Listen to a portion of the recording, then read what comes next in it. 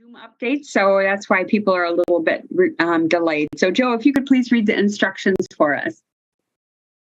You bet. Welcome to our virtual meeting. If you lose connection at any point during the meeting, you can reconnect by clicking the link or calling the number in your original email. Members, if you are able, please activate your video and keep it on for the duration of the meeting. Staff, if you are able, please activate your video when you are speaking. All panelists have the ability to mute and unmute themselves. Please continue to use the raise hand feature when you'd like to be recognized to speak, ask questions, or request a roll call vote. Lowering your hand will take you out of the queue. Members of the public are registered to speak. The name you entered in Zoom must match the name you entered in registration. You will remain muted until called upon. City staff will tell you when your time is up. After speaking, a member of the body may ask you a question. If you need to share documentation with the Transportation Commission, please send it to the email listed on today's agenda. Chair Kovich, the floor is yours. Thanks. Were you able to connect with Robbie, Joe? I'm going to send that right now. Okay, thank you so much. People are having trouble getting signed in. Aiden, if you could call a roll, please. Sure thing. So Charles Miazzi. Wait, I don't see it. Barbara Harrington McKinney. I don't see it. Chris McCahill. Here. Ann Kovich. Here. Denise Jess is excused. Robbie Weber. She was having trouble with the link. Yeah, so she should be in the process of getting in. Patricia Bennett. Here. Bridget Brown. Here. Bill Bremer. Here. And then Harold Kleems and Darren Wozniewski are both excused. Okay, well, our quorum is 5. So we have 5, so we should be able to move forward. And we'll hope to have a couple more folks join as we move on. Did everybody have a chance to look at the minutes from the last meeting? Chris? Move approval of the minutes. There's a motion. Is there a second? Pat, is that a second? Yes. Okay, great. We have a motion and a second. Is there any discussion?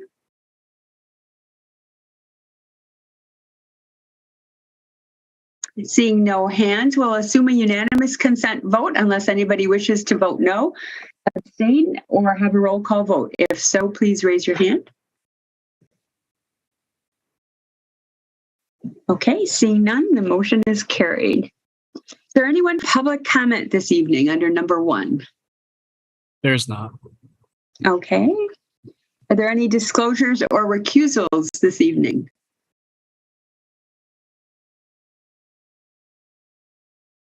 Okay, seeing no hands. We'll go right into the consent agenda. So this evening we have items numbers 2 through 4 proposed for the consent agenda. Do we have any of those where members from the public have registered to speak this evening on 2, 3, or 4? No? We do okay. Not. Okay. Does any member wish to have any of those items separated from the consent agenda? If so, please raise your hand. Okay, seeing no hands. So we have item number 2, Legistar 71901. Item number 3, Legistar 72430. And item number 4, 72431. Proposed for the consent agenda. Do we have a motion on the consent agenda? I move. Okay, a motion by Bridget. Chris, is that a second then? Okay, seconded by Chris. We'll assume a unanimous consent vote on the consent agenda. If anybody wishes to vote no or abstain or have a roll call vote, please raise your hand. Okay, seeing no hands, the motion is carried. Okay, so we move on to item number 5. With regard to the $364,000 for architectural and engineering design services for State Street campus garage redevelopment. So is that going to be Tom or David, or who's going to do that? This is Tom. I believe that this is a pretty straightforward item where we will need these services to help us design portions of the State Street campus garage. So I believe this is a straightforward item. However, we have proposed talking more about the details of the State Street campus garage in closed session. So I think this is I'm going to say is a somewhat routine request that allows us to get the services we need to explore options. And so I guess I request that this be approved, but then we have some more detailed discussion-worthy items for the item that's going to be in closed session. And Tom, it's proposed as non-competitive because it needs to be coordinated with the private section of the development, correct? Yes, we're enlisting the same architect that the developer is enlisting. I think if we were to have a different architect, the coordination between, the one architect is responsible for this pillar, and then the next architect is responsible from this pillar column up. It just would be fraught with challenges and liabilities. So we just need to have one designer for both the bottom and the top of the structure. Sure. Okay, comments or questions for Tom?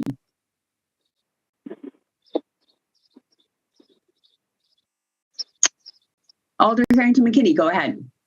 Yes, I just want to comment. I was quite comfortable with the depth of information that Tom and his department provided. And so it really thoroughly explained the reason for the non-competitive. So I'm comfortable. Great, thank you very much, Alder. Any other comments?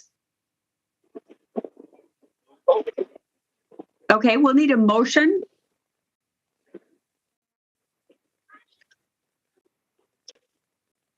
Bill? I'll make a motion for approval. Okay, is there a second? Bridget, I think you're next. Okay, all right. Alder Harrington McKinney, your hand is still up. Did you have a comment? I'm sorry, I did not lower it from the previous comment. I'll lower my... Okay. In terms of discussion, Pat, did you have a comment with regard to it, or were you? No, I was just going to second. Okay, awesome. Thanks. Okay. And welcome, Robbie. Sorry, everybody had there was lots of trouble with Zoom today. So it seems to happen every time we have an update. Okay. Is there any further discussion, comments, questions? Okay, we'll assume a unanimous consent vote unless anybody wishes to vote no, abstain, or have a roll call vote. If so, please raise your hand. Okay, seeing none, the motion is carried. Okay, so we move on to item 6, which is the bus stop changes. So Tim, are you going to do that? Maybe just a brief presentation for us? Yes. I'll give a very quick intro and then hand it off to Tim. Okay. All right. Go ahead, Justin. So thanks, everybody. I'm going to hand this off to Tim to go through in a little bit more detail. But just want to emphasize one thing for all of you, and that is that this set of changes is mostly not related to the network redesign. We go through a process every year where we upgrade bus stops to concrete pads and consolidate 2 stops into one and a couple different places. This was mostly related to that we just kind of held on a little bit until the network redesign went through so that we knew that we didn't mistakenly do any bus stops that might be changed. But there are a few places that Tim can touch on that we did make some adjustments because of the network redesign, but mostly this is our annual process that we go through just for general bus stop upgrades. So we will have another action item later in the year that will encompass all of the network redesign related bus stops that are mostly not incorporated here. So with that, I'll hand it off to Tim. And then if I can just ask the chair, just remind me that if I think I had talked with the Chalmers about one of these items. So is there a public comment before or after I do that presentation? Just remind me the process. Sure. Normally what we would do is have the presentation from staff, and then we would listen to public comment so that the public can hear what we hear first. And that, because oftentimes questions that people might have might be answered by your presentation. So we'll have the presentation by staff, and then we'll have any comments from the public. Okay. And then I'm going to see if I can share my screen. If I'm now sharing my screen, if there is the action item detail for your presentation, is that correct? Yes. Okay. So this is the action item. This is, as Justin described, our annual process of going to the Transportation Commission to outline proposed planned bus stop changes that are typically implemented in the fall of each year.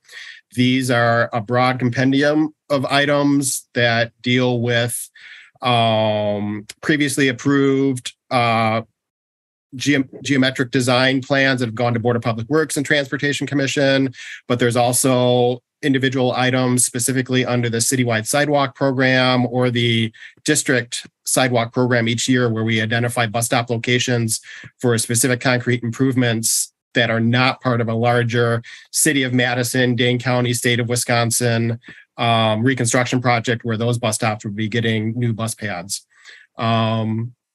I've also included on here, mostly for informational, things that are kind of outside the City of Madison. So in the packet, there was one bus stop that the City of Middleton had relocated the accessible concrete boarding pads. So we're going to be relocating that bus stop in their jurisdiction, but just bringing that to the attention of the TC as a point of information.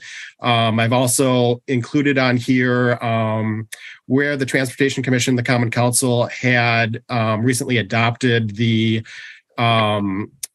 fee reductions for placing private amenities in the public right-of-way near transit stops, where those things have occurred. So if through the plan commission process, a development was required to put in a passenger seating amenity or a shelter based on their new residential density or commercial density, again, in that packet, identifying where those things have gone in the city's right of way. But those, again, are kind of administered through the Office of City Real Estate and the street encroachment process. But I'm trusting that you can you've read through kind of the action item detail. This 3-page document that was in the packet was the notification list. And so again, just for informational and going into future years in a sense, I'm generally listing the project name that is impacting the bus stop zone, that project number, the aldermanic district, kind of a locating address. And then these over here are from the city assessor's office, the parcel addresses for the adjacent property owners of these bus stop locations. And so again, kind of talking about with Old Middleton Road, for example, is a reconstruction project this year. That project had gone through Board of Public Works and Transportation Commission to approve geometrics and things like that. And this process is more just saying that Metro Transit wants to realign those bus stop signs to those approved bus pad locations. Second page, these were the District 5 bus pad locations, and under the citywide sidewalk program, proposed concrete boarding pads going in for those. And then the third page, again, down here at the bottom, this is that extraterritorial change in the city of Middleton, and then these private bus stop infrastructure improvements. I had put together then on this particular page, and this is all tracking correct, that you now see the map with the numbers on it. Yes. Yeah, thank you. Yes, we do.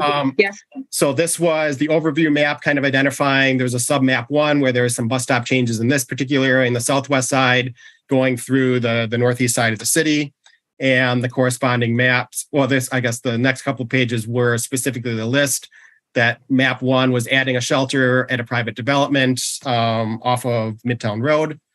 And then beyond that, it got into the detail of here at Midtown and Waldorf. This was a new apartment complex that, again, as a condition of approval, there was a shelter, added stop amenity going in at that particular bus stop location. So I guess that's kind of the broad overview from the notification process that we had sent out these mailings to the adjacent property owners. The primary contact we had was from the Chalmers property that was part of the Blair Street reconstruction project. We had discussed the previously approved geometrics for that street, and they had some concerns about the existing uses. Can you show us that one, please? Absolutely, yeah. Let me zoom through here a little bit. I did not memorize my pages, I'm sorry. So I think I'm getting closer. I thought it might be helpful for people to see it. Yes. Here we go. So Capitol Square is right here, East Washington Avenue, Blair Street. In specifically, this is the westbound bus stop on East Washington Avenue for buses headed towards the Capitol Square. There's currently a bus shelter right before that traffic light and a concrete boarding pad. And with the South Blair Street reconstruction project, there were, and I'd found this back here, it was in August 12th of 2020 for the Transportation Commission. It had been agenda item 5, approving roadway geometry for reconstruction of South Blair Street. That had been before Transportation Commission and then Public Works a little bit after that. That particular plan was, again, so here's East Washington Avenue. Capitol Square is to the left right here. That existing bus shelter is right here at the stop bar at that intersection. The proposal was to extend the bump outs adjacent the Chalmers property right here, put a new concrete pad in that extended bump out. And the primary reason this was done in coordination with traffic engineering and engineering is you can see on this marking plan, the only crosswalk for East Washington is on this west side of the Blair Street intersection. And there had been concerns specifically with the city service providers that are here on the south side of East Washington, east of Blair Street. Those clients of that facility having to cross Blair Street and East Washington and Blair Street again to get to and between this bus stop and the service provider here. And so again, the goal was to extend that bump out and bring the bus across that intersection. So when people get on or off that bus, they're on the same side of Blair Street as the signalized crosswalk to get across East Washington Avenue.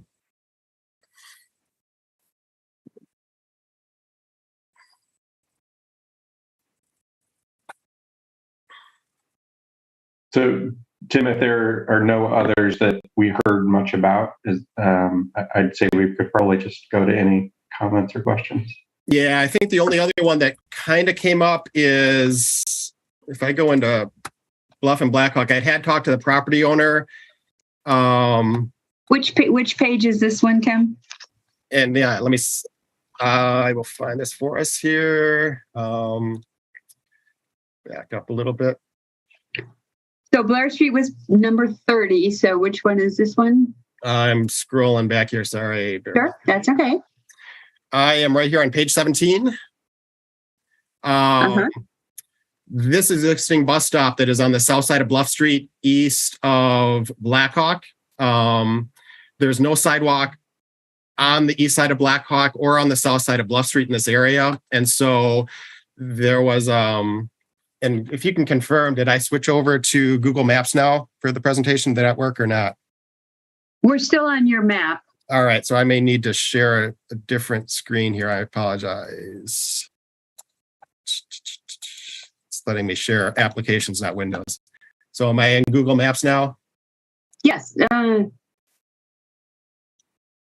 Yes. Okay.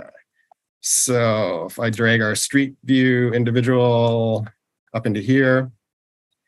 So this was during the construction. The bus is coming from the right side of the screen here to the stop sign and makes a right turn. The bus stop sign is currently around the corner.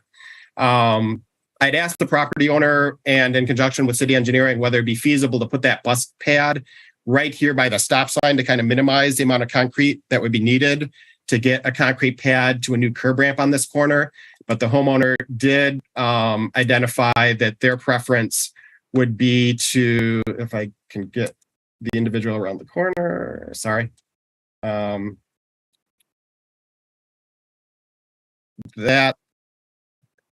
This is the bus stop sign pole right here. We're looking back at that intersection. Their preference was to have the city do the installation of the concrete pad here and run sidewalk all the way back to the corner. And so that would be keeping the bus stop zone in its current position. It would just have a little bit extra cost of concrete for that longer stretch of sidewalk. But and what are you proposing? So if the homeowner would prefer that, I think that would be fine from Metro's perspective, that yes, it's going to be a little bit more of a concrete installation cost.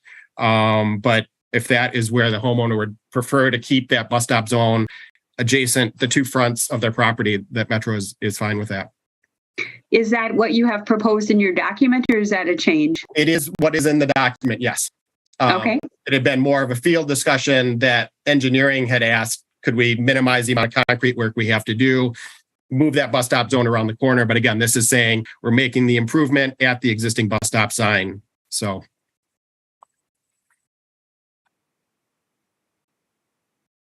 So to paraphrase, what is before you today is what the homeowner asked for. Correct.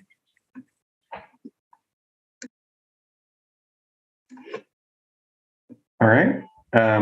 Anything else, Tim, that were major issues or anything? No, there was one contact from the fire department, just because the fire department happened to be adjacent to some bus stops and they weren't sure which of their facilities was impacted. And then when I clarified it was down on Femright Road on the southeast side, they said that was perfectly fine. So I'm going to leave and quickly and switch because my internet, or Joe, does my internet look okay, or should I switch to my iPad? It says you're unstable. Do you want me to switch to my iPad? Oh, sure. Okay. Chris, if you wouldn't mind taking over quickly, I'll leave here and then come back. Thanks. Yep. So is that all for the presentation? that is all for the presentation. And if the Chalmers are still on the line, I guess I'm going to skip ahead to this map 30 again, just to contextually get us in that area. But otherwise, I'm done from a staff perspective. Great. Okay, So yeah, I think we're going to, okay, go ahead, Ann. Yep, I'm back. Thanks. Sorry about that. Leave it to my internet to go unstable right at that very moment. Okay, so that was it with your presentation then, Tim, and we should go to public comment? Yes, I'd be ready for that. Thank you. Okay. All right. Aiden, go ahead. So we have Scott Chalmers of East Washington Avenue, Madison, Wisconsin, opposes and wishes to speak. Okay, go ahead, Scott. You have 3 minutes. Scott, *6 to unmute.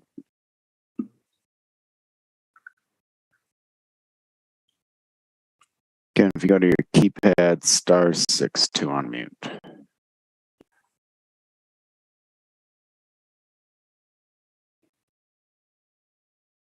There you go. Hey, Scott, you there?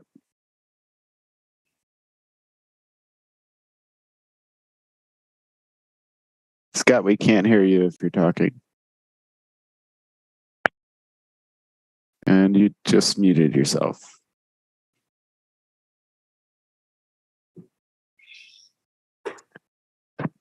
Hello, Scott?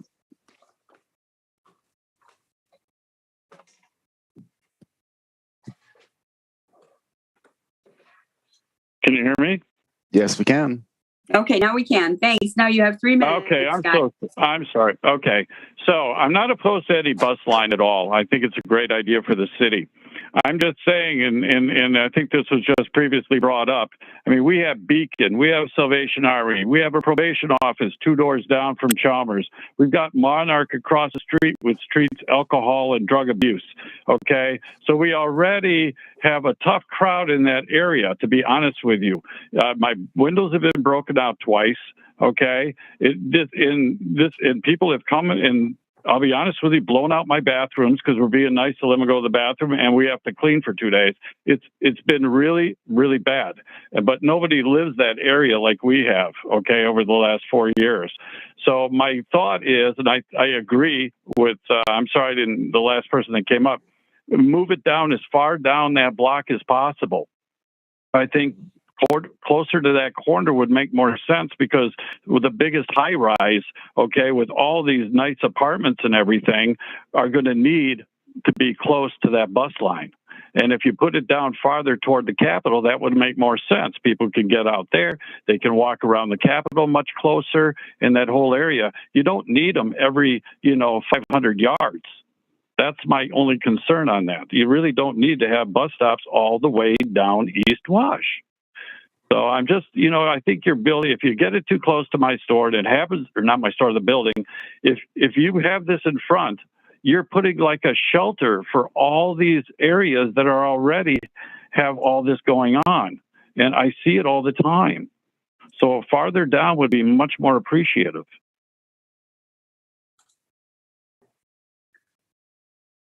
Okay, thank you so much for your comments there, Scott. Does anybody have a question for the registrant?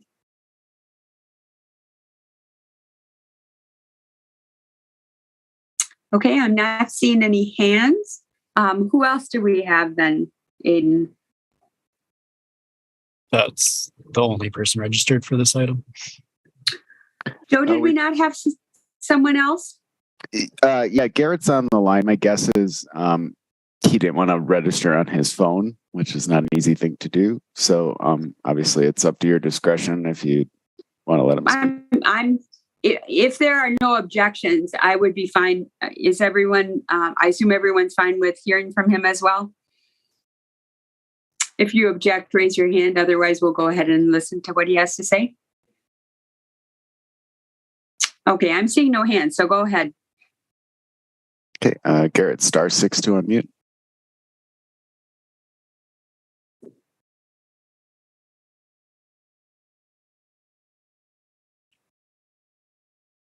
Again, if you go to your keypad, *6 to unmute.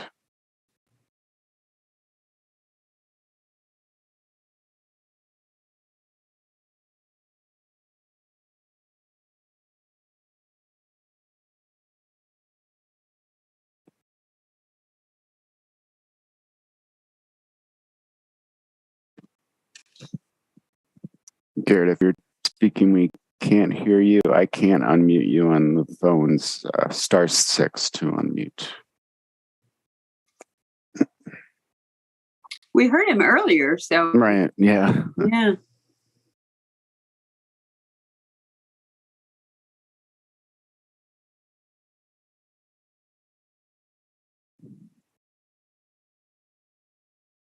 All right. I mean, it's possible. I don't remember the number he was calling from before. Some numbers came in and out. I assumed it was him again. It might not be Garrett, actually. So, okay. Garrett, if you're there, could you raise your hand so Joe can see you and help you? *9 to raise your hand. Okay. That might not actually be him. I don't know.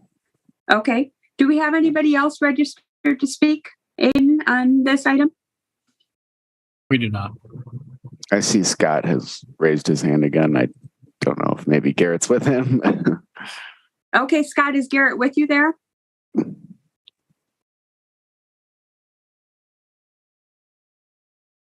want to just pass the phone to him? Can you hear me? Yes. You hear me? Okay. Yes, we can. Garrett's number is 0018 if it came up. 516-0018. Or 0088, sorry. All right, then that was a different number. So the other person on the list here was not Garrett. So he has left the meeting. Oh, no worries. All right, thank you. Bye. Okay. Do we have anybody else registered to speak? I'm sorry, Aiden, did you say no? Correct, we do not. Okay, all right. So the item with regard to Bluff Street, the suggestion from the resident has been incorporated into the proposal. What about the comments that we just received from the Chalmers, Tim? So I guess moving that further away from the signalized crosswalk would be counterproductive to the goal of having that bus stop very convenient to that signalized crosswalk area. It would also be moving it outside the scope of the improvements of the South Blair project, which would mean that the existing bus stop would become inaccessible to the extent there's no proposed pad anywhere else on East Washington between Blair and Webster Street. There would be the impact of the bus having to pull into the parking lane beyond the bump out that is planned for construction yet this summer. And the final thing I guess I'd note is when I'm taking the bus up to the square, I notice that those buses, once they get across Blair Street, typically are trying to get into that far left lane in the center of the road because that's the only lane that crosses Webster to go up to the square. And so, especially in the afternoon rush hour, to be stopping curbside closer to Franklin or Hancock, which are the blocks beyond Blair, is going to make it more difficult for that bus to kind of safely merge across the lanes going uphill to be able to continue across Webster onto the Capitol Square. So I think at this point, Metro would continue to recommend the Transportation Commission consider approval of the relocation of that bus stop sign to the bus pad that was previously approved in August of 2020. And which is included in the proposal, correct? Correct, yes. Okay, comments or questions from members? Bill, go ahead. Thanks. Tim, could you, with the change that you're proposing to the opposite side now of the street in front of Mr. Chalmers' business, that is just a pad, not a shelter? So there is an existing shelter at the near side location. And I know those shelters were a request of the alderperson back when the city created I think it was the Beacon facility. So I think it would be my expectation is that the Beacon and or the downtown Alder would probably prefer to have that shelter move with the bus stop sign. If the Transportation Commission had an opinion on that, I guess I'd follow that recommendation as far as if the shelter would relocate, assuming the bus stop sign itself relocates. I think it would be Metro's recommendation that would be a good amenity to have for continued use. Is that in the proposal, Tim, or no? Yes. Okay. Does that answer your question, Bill? Yes, it does. Did you have anything else, Bill? Not at that location. I certainly understand the reason and the rationale makes sense to have the existing location doesn't really do service, and that because I could foresee people crossing the street outside of a crosswalk, and that's not preferable at all, especially at this location. So I think it makes sense to move it to the other side of the street. So it does make sense, I guess. I as far as the shelter is concerned, I'm not sure if that. I like the shelters. I do. I mean, I use one myself when it's raining. So this is when it makes sense if we have enough demand that we do put the shelters where there's demand. So, yeah. Okay. That's my only comment on this question, on this particular location. Thanks, Bill. Did you have any other questions? On the Bluff Street, the Bluff Street. Yeah. Does the homeowner, that sidewalk that's going to be added, the homeowner will be responsible for snow removal, correct? That was a discussion I did have with the homeowner. I'm not exactly sure how that works. The first page of my memo under the fiscal kind of talked about that Metro Transit reimburses the City of Madison Public Work Agencies for winter snow removal from accessible bus stop zone features. And so what is clear in my mind is that the public works, so streets, parks, will do the bus pads between the curb and sidewalk. Yeah. The Madison general ordinances require property owners to do sidewalk, but there, at least for my experience and in my mind, there's a little bit of a gray area where, absent any sidewalk, but for the sidewalk connecting the bus pad to a curb ramp, it's kind of at what point is that sidewalk a sidewalk, and at what point is it just a little piece of concrete between a curb ramp and the bus pad? I did identify to the property owner that the city may end up only doing the bus pad that is the 60 feet or so away from that intersection. That would become a homeowner responsibility. And that was something they said, yes, we continue to prefer that, just to not have the bus stop move around the corner onto the Bluff Street side. So, Okay. But yeah, good question. Thank you. Okay, is that all you had then, Bill? Yes, it is. Thanks. Chris, go ahead. Thanks. Just curious, what's the on the East Wash Blair Street stop? How does that interplay with BRT? I seem to remember that that's the proposed BRT location. Is that right?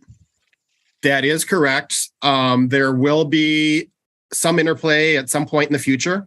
So I guess what I'm looking at right now is timeline that the Blair Street project is anticipated for completion at the end of this construction season.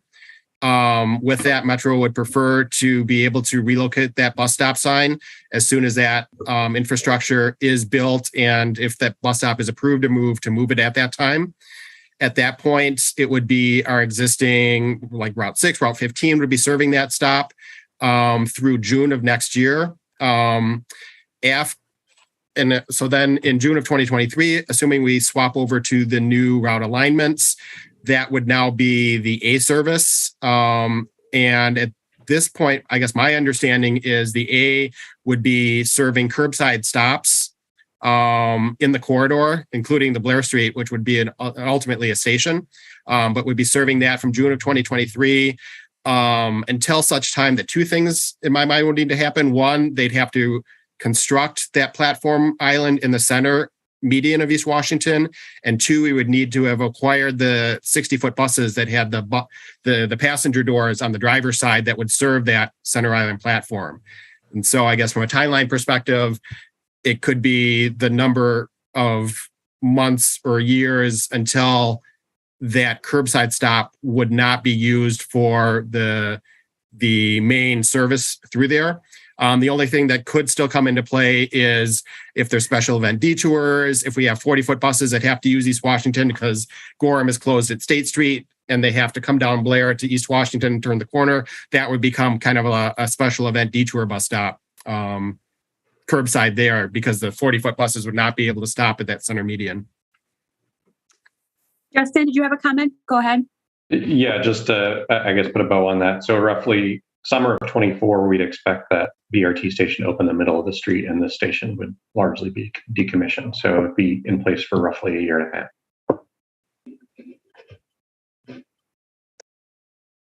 Did that answer your question, Chris? Yep, thanks. And I guess just to add to that, I am inclined to support the original plan for where moving that bus stop and maintaining the shelter. So. Okay, hand is up. Did you have something further?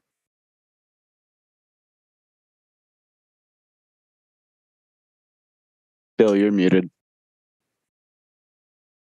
Yeah, thanks. And I appreciate Justin adding in the understanding it's still a proposal, not a final. So this new stop would be in existence for a year and a half. And I think that moving the shelter for the year and a half, but I guess I would, if it's going to, the pad will be there after the year and a half when BRT, assuming BRT goes to the middle, that it is if you will, a useful alternate location or when detours have to occur around the square. But I guess at that time, I don't know that it's necessary to have the shelter then, because I think if people see a shelter, sometimes they think that there is going to be a bus stop there. The bus will stop there. So, Justin, you think then at that time the shelter would be removed? Yeah, I don't think we'd want to retain a shelter there that we weren't actively using. It's a maintenance drain for us. Yeah. So I think that from Mr. Chalmers' standpoint, I think that as one of his concerns was that people would be using the shelters as a place to camp out, and that's not what we want at all. So, I think with that understanding, I fully support what the Metro wants to do. Thanks. Okay, other comments or questions?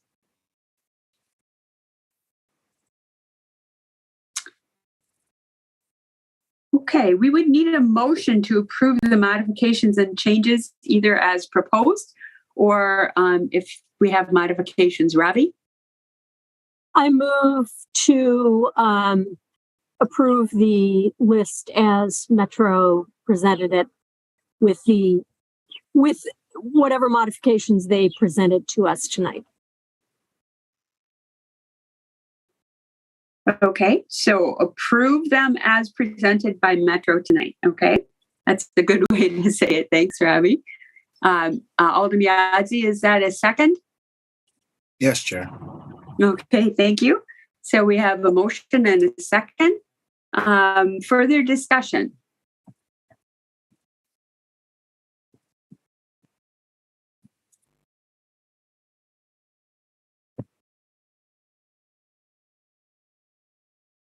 Okay, I'm Alder Harrington McKinney. Go ahead.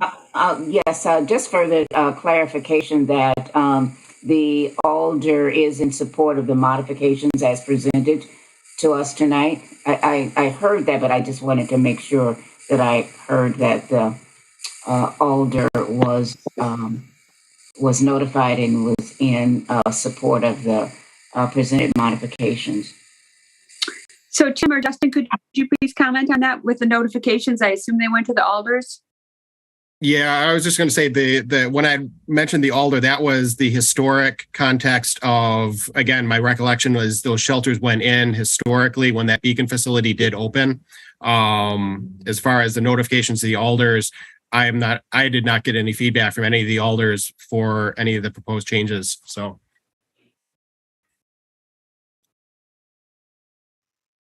And they would be supported. I mean, it sounded that they would, so you don't have any concerns that they would not be supportive of the recommended amendments, alterations? I mean, that would be my belief is that the shelter, having gone in conjunction with that Beacon facility going in, that shelter would want to continue to be a resource for the clients of that facility. So yes. You heard no negative feedback from the Alders, correct? That is correct. Okay, other comments or questions? Is that all you had, Alder? Okay, thank you. Anybody have any other comments or questions for the discussion? Okay, our motion is to approve the changes as presented by Metro tonight. We'll assume a unanimous consent vote unless anybody wishes to vote no, abstain, or have a roll call vote. If so, please raise your hand and let us know your thoughts. Okay, that motion is carried. Thanks very much, Tim and Justin. Okay, next we have item 7, which is the 222 East Olin Avenue development potential path. That would be Chris Petakowski. Hello. Good to see you, Chris. Haven't seen you for a while. Yes, nice to see you all too. Chris Petakowski, City Engineering. I'm going to share my screen here.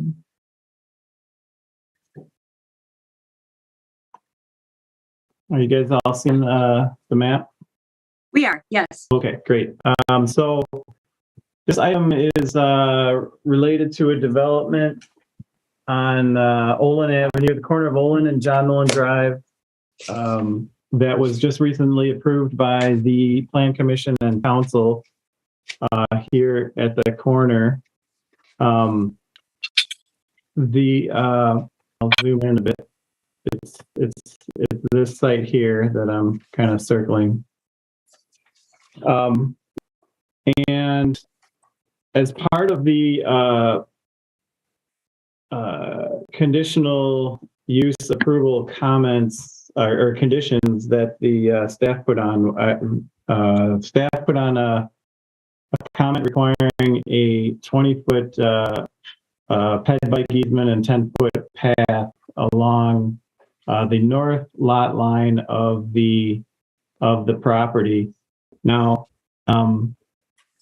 the reason we put that on there was the Plan Commission had just recently adopted the South Madison Plan, which included that path there. So the comments, we put the comment in the approval.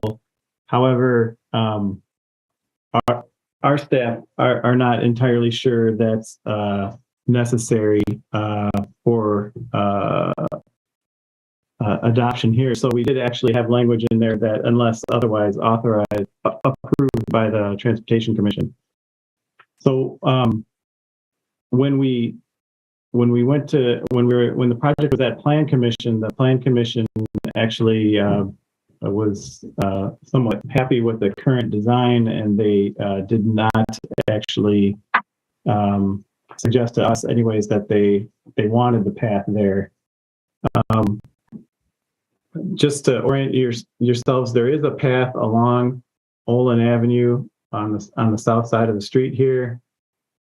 There is a path. The Cap City Trail goes along the east side of John Nolan, and then we also have a path along Wingo Creek here. So there are a fair amount of bike transportation facilities in the area.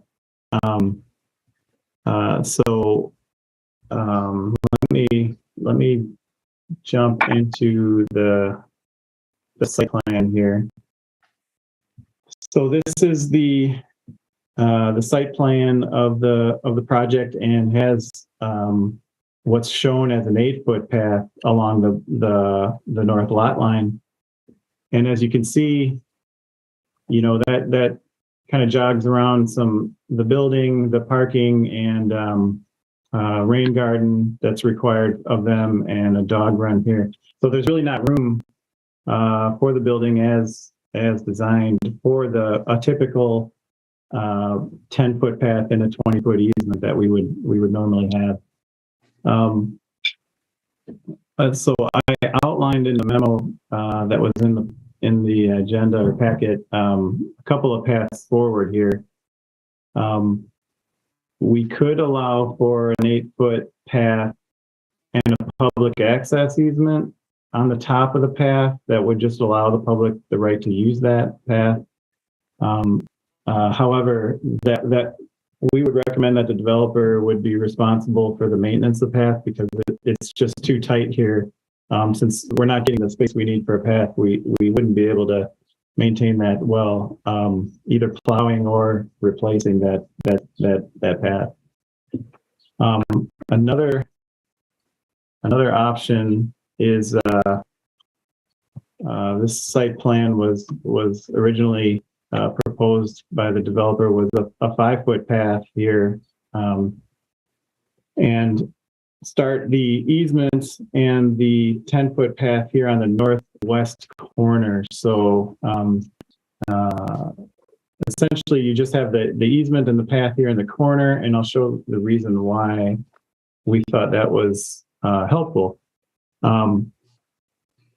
We do think that the amount of residents here would probably want to get down to the Cap City Path and Olin Park, and in the future we would envision a connection to this Winter Path here, which has an underpass of John Nolan Drive already.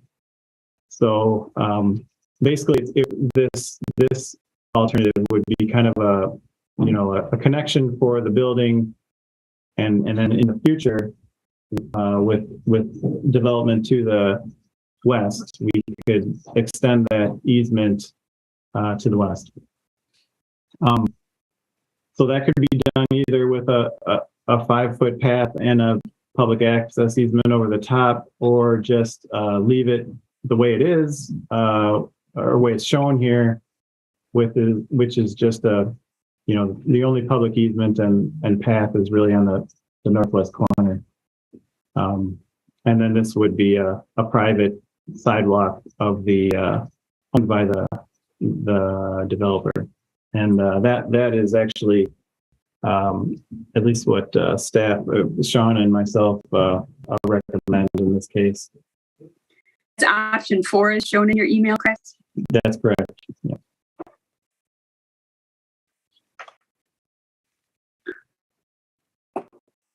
Okay, that's a lot of information. What comments and questions do people have for Chris? Robbie, go ahead. Yeah, can you put that site plan back up again? Sure. I just had a question. It looks like there is some sort of sidewalk, curb cut, I don't know what, that goes into the parking area, the gray parking area. Like, yeah. Here, I'm just trying to figure out how anyone, whether it's a resident or a visitor or whatever, gets from the public right of way and future path to the, say, bike parking and the building or the front door or whatever, or even connects to Olin. Yeah. So you could connect through the parking lot, or if you live in the building, there's an entranceway over here. Okay, but I mean, say people visiting or something like that. Also, I guess I had a question. Is this going to be residential only, or is it a mixed-use building? We actually have the developer registered. I'm pretty sure the first floor there's some office space. Okay. Oh, I'm sorry. I forgot to ask if there was anybody registered to speak, Chris. Yeah. Well, let me just explain why I was asking that. Presumably, there will be people that need to access this building besides the people who live there. Especially if there's going to be retail, offices, dining, I don't know, what have you. I'm not sure what's going to go in that building, but presumably there needs to be a way for the public to get from the public easement to the entrances to the building. That's the only reason I asked. Sure. Yeah. I think that could be accommodated through this area here. Aiden, do we have anybody registered to speak on the item? There's one person registered, not wishing to speak, but available for questions. It's Nance McGrath, Williamson Street, Madison, Wisconsin, and they're in support. Okay. Chris, are you thinking that this person would be able to answer Robbie's question, perhaps? Yes. Do you want to go ahead and unmute him, please, Joe? Can you hear me? Yes, go ahead. Hi, I'm Lance McGrath, the developer. And what Chris was pointing out, I don't think you can see my cursor when I'm pointing to it, but our main bike room for the building is right where the sidewalk meets the building, where those doors are shown. So that's where our main bike storage area is. And then residents would have direct access to get to the path. There is about 13,000 square feet of commercial space on the grade level that fronts Olin Avenue and kind of wraps around to the back side. Also the three sides, right? Yeah, just like that. And but we view that more than likely to be more of an office type use as opposed to a restaurant, possibly retail, but my gut tells me it'll likely be an office use. Does that help, Robbie? Yes, I guess I'm pointing out that there will probably be members of the public who need to go to those offices, or perhaps commuters who might not be using the bike room, or clients, visitors, family members, whatever, that need to get to those additional uses, and not to mention visitors to the residential. So I think there needs to be some official way to get between the public right of way and the entrances to the building that would be appropriate. So it's a little unclear whether that's a 5-foot sidewalk that goes into the parking lot, or how wide it is, whether that's going to be an easy way for people to get from that little stub of public right of way into the larger parking lot area and entrances. But I think there needs to be some easy, official, bikeable way to make that transition from the public right of way to the entrances to the building. And that is what that leg that comes down right there, that was the intent, is if someone's coming here to visit the building, either for the residents or for the commercial spaces, they would come down that leg and enter the parking lot. And we have bike racks located along the front of the building for guest use. And how wide is that? Because 90-degree turns are often kind of difficult to make. Yeah, I think it's a 5 foot. Sorry, especially if somebody's got, say, a cargo bike. They're, people now have bikes, longer bikes, when they're picking up their kids or doing shopping on the way home and things like that. So I'm just sort of suggesting that you might want to make that a little more generous. Yeah, that's a good comment. We can adjust that to soften it out and create a little more of a gradual transition to get to that point. Great. That was my only comment. Thank you. All right. Yep. Thank you. Chris, go ahead. Thanks. I had a question for Chris that it might be helpful to have Lance on anyway. So similar in spirit to what Robbie was pointing out.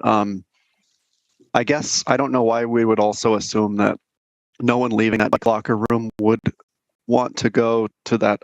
I guess it's southeast, the top right of the screen. I mean, obviously looking at it, it seems sort of unlikely that, but I can't imagine that there might never be the chance that the time that someone would be wanting to head in that direction. So I just, I guess I wouldn't want to miss any opportunities to provide the connection that people want to go the direction that they're going to be leaving the building. Unless there's some terrain issue that I'm not aware of. So Chris or Lance, do you want to field that question? I can address that. So we've got a lot of competing interests on the site. It's really, with it being a trapezoid and it's laid out for the base is laid out for parking. So what we did consider putting a sidewalk path along that, I'd call it the eastern, or at least planned eastern property line for a connection there. But it really takes away a lot of our landscaping space for what we're trying to do to soften that edge of the building. And there aren't any terrain issues per se. It's relatively flat along there, but it's more just trying to keep some room for that. For the landscaping. And I think the lion's share, the vast majority of trips from our building would be heading, either up Olin Avenue or to this future bike path connection to the west. Okay, so I think, I'm not sure, I guess maybe to put what I was thinking another way, if we're talking about no longer continuing the path completely through from left to right, I guess is the way that we're looking at it. So right now it ends at the rightmost edge of the building. Can we just continue it on to the intersection like the path would have done? I think Chris, you have the idea of what I'm talking about. Yeah. So you're talking about extending it down this way? No, it wasn't the original plan. To just go straight to the right? Oh, to so the it edge? would have just stopped there? Oh, could it do that? Yeah, I see what you're saying. Go extend to here. It would, and then it would stop there. Is that the idea? I guess. Well, that's no, what I'm confused about. No, I think this would have, you know, if we did a path, we would have to connect it to the intersection somehow. We wouldn't just stop it. Right. It wasn't really shown on the site because it would be off the site at that point. I see. So whatever that was done there could also be done here. This here is city right of way. So this part here is WISDOT right of way for the railroad, which is kind of off limits. But in this part, that connection could be. So I guess if the city was thinking of at some point of extending that, then maybe we would want that connection there. Sure. The connection right here. Yeah. Yep. That's all. Okay. Other comments or questions? There are a lot of options here. So what is your preference? Chris, are you still recommending option 4? Well, I think, oh, sorry. Which Chris? There's 2 Chris's here. I was first asking Chris Petakowski and then throwing it open to the commission. Yeah, I think we were recommending option 4. We could do, if that does extend and you guys wanted a sidewalk in the right of way, we could look at doing something like that. And I don't know if I mentioned this or not, but that also was preferred by the Plan Commission as well. Option 4. Okay. Chris McHale, did you want to comment on that? No, I think other than what I had already said, I think option 4 seems reasonable. Okay. Alder Miazzi, go ahead. Move motion to approve with additional to look at the sidewalk possibility. So option 4 with the additional sidewalk possibility, does that, and Chris McHale, does that include your thoughts as well? I am interpreting that to mean the suggestion that I made and those that Robbie made to look at the alignment and access to the sidewalk, I think, or into the parking lot, if that's what you mean, Alder Miazzi. Yes, colleague. Okay, so saying it, option 4 with the additional sidewalk possibility is reflects everybody's thoughts in that regard? If not, raise your hand. Is there a second to the motion? Chris? Yep, second. Okay, so there's a motion and a second to approve option number 4 with the additional sidewalk possibility that was stated. Just further discussion. Bill, go ahead. I guess the question to follow up on that, if an additional sidewalk is to be constructed, who's going to maintain it? Well, because it would be on the city property, right? Yep, it would be. It would be a sidewalk along the building's frontage, so it would still be the property owner. It would be like their corner. Okay, so then it would be the property owners, just as if it was a terrace. But it would be our ownership. Yes. Okay. But would the sidewalk be in front of the building, or would it go connect over to where the sidewalk crosses John Nolan? Does it have to be in front of the building? It doesn't have to be right on the lot line. Like, let me share again. I think depending on how the John Nolan Drive project goes with whatever crosswalk we end up, I think we'd probably try to get towards that. Yeah, because that's where the people are going to want to get to. Yeah.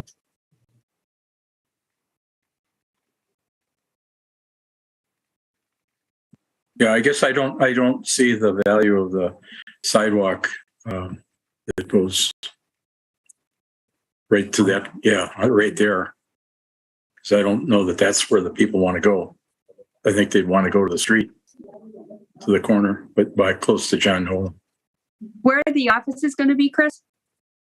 The offices, I think, are along the front and the side here. Another option is, we could require that small connection right now, and make a decision later. We could do it with the John Nolan Drive project. Yeah. Okay. Yeah, I think that would be value. Okay. Thanks. Okay, so are we all clear what that additional sidewalk possibility means? And everybody comfortable with that? Other comments?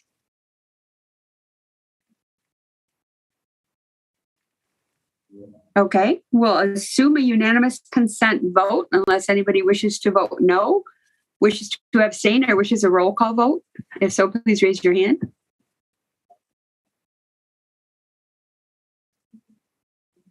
Okay, I'm seeing no hands. So the motion is carried. Chris, are you all clear on that? Yes, thank you guys. And okay, thanks much. You bet. Okay, next, and thanks, Lance, for joining and answering those questions as well. Next, we have the quarterly traffic safety report and general traffic safety update, and we have Lieutenant Fiore and Yang here with us. And hope you're feeling better, Tony.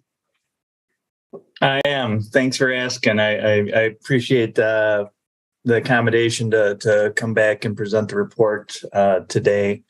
I probably could have done it that Wednesday, but I probably wouldn't have made any sense, but it would have been memorable.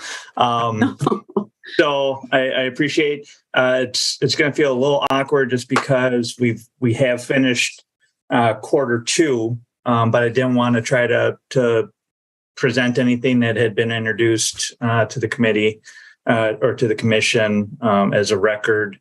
So we'll I would say probably when you all feel appropriate, I'd be happy to come back and we'll include quarter two next time. But I just didn't want to try to change anything between now and then. If I can share my screen, I'll just jump right into unless Yang has something that he wants to go first, but I'm happy to jump into kind of what I prepared. Please go ahead, Tony. Okay, it looks like I can share my screen if I can. All right. So just some higher level stuff. Again, our overall departmental goals is continuing to focus on hazardous moving violations on the high injury networks, supporting school zones, and being responsive to citizens' complaints. I know in other forums the chief has mentioned the strategic planning that has occurred for the police department. One of the three areas included in that strategic plan was focusing on hazardous traffic violations. The three roadways identified in that plan were East Washington Avenue, the Beltline, and then Mineral Point Road. The hope was to have at need or identified roadways that were shared amongst multiple districts that multiple districts could focus on and all lend a hand. So certainly the ones that we've identified have tried to meet that need. It gets a little tricky with the isthmus, the way that the roadways are split up to identify a limited number, but those were the three that we were able to identify. Just again, another reminder of the grant corridors that we're able to work within the grants that we receive from DOT. That would be the map on the left as you look at it. The main corridors there matches pretty closely with our high injury network, although obviously the Beltline being one of those big stretches of road that's not included in the high injury network just because of who cares and maintains for that, as well as Stoughton Road. Just added this slide from previous slides just to kind of give an update of our grant activity levels. I think it's important just because it does constitute a good portion of the enforcement that we do. So in quarter one, which is usually quarter four and quarter one are slower months just because of weather. The grants haven't all got up and running. The speed grant usually begins early summer, as well as the pedestrian bike grant starts about that same time. So we're really just operating with two grants during this time, the OWI grant as well as the seatbelt grant. But during that time, we did 20 seatbelt deployments and 17 OWI deployments. During those, we issued approximately about 1,058 citations and warnings. 711 of those were speed-related citations and warnings. We did have 15 OWI or alcohol-related citations or charges coming out of those grants, primarily the OWI grants. Again, I just wanted to touch on that quickly, and then moving on to this section, which was a section we were asked to include, which better identifies the fatal crashes that we've had so far this year. We did do a year to date on the fatal crashes just because of I think it's better to discuss individual crashes as they're fresh. I didn't want to exclude the first quarter. Since I issued the document several weeks ago, we have not had another fatal crash, although we do believe that one of the more recent crashes will more than likely become a fatality sometime in the near future. The person's still under medical care at this point, though. So we look at based on the graph, we've had 22 serious injuries.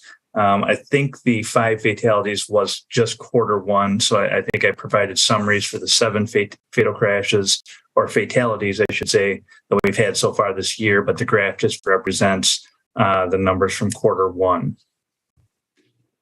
And as you can see from the map, trying to identify necessarily common trends amongst these fatalities is challenging. They occur certainly throughout the city and on both.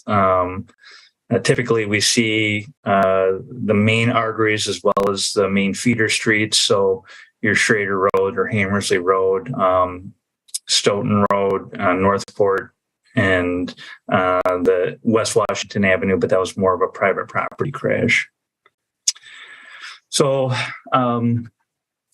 feel free. I feel like I go really fast on this. So if anybody has any questions, feel free to just interrupt the presentation. I'll be happy to address any specific questions. But the first fatal crash that we had this year occurred at Schrader Road in Ellis, which is right by the Quick Trip, which is fairly new at that location.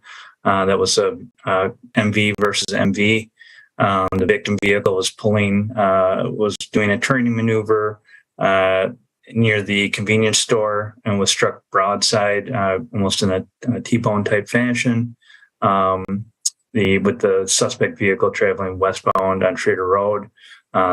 Certainly the causative factors in that crash were both speed and impairment. We had information that there was a considerable speed. I don't know if I don't have the report in front of me, but I believe we were able to come up with a speed estimate, and it was pretty significant in that crash.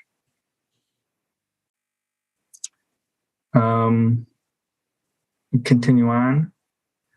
The second fatal crash we had was in the 900 block of Northport Drive. That was a single vehicle crash into a tree. The vehicle left the roadway, striking a tree well off the shoulder or well off the curb line. Again, causative factors being both speed and impairment in that case.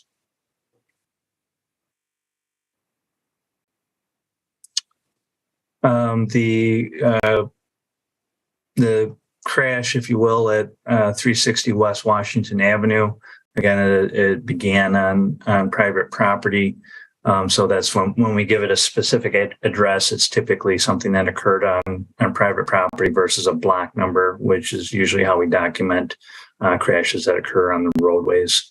So that was an instance where the victim sat down in front of a delivery vehicle while the driver was inside doing a delivery. The manner, we have video and consistent with the driver's statements that the way the driver re-entered the truck would not have put him in direct line of sight with the victim. We recreated it enough to determine that there was some the design of the vehicle where the A-pillar was, where the victim was sitting. It was just what we really see as some real tragic set of circumstances that would have been really challenging to avoid this happening. And the driver began to pull forward without ever seeing or knowing that the pedestrian was or the victim was sitting in front of the vehicle. So that one happened again in June, or excuse me, January. And again, we don't feel that there were any causative factors on the part of the driver that contributed to the crash.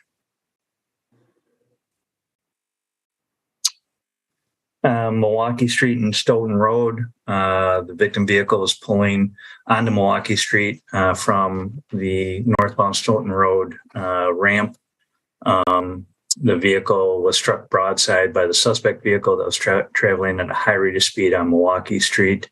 Again, causative factors in that crash were both impairment and speed on part of the suspect vehicle.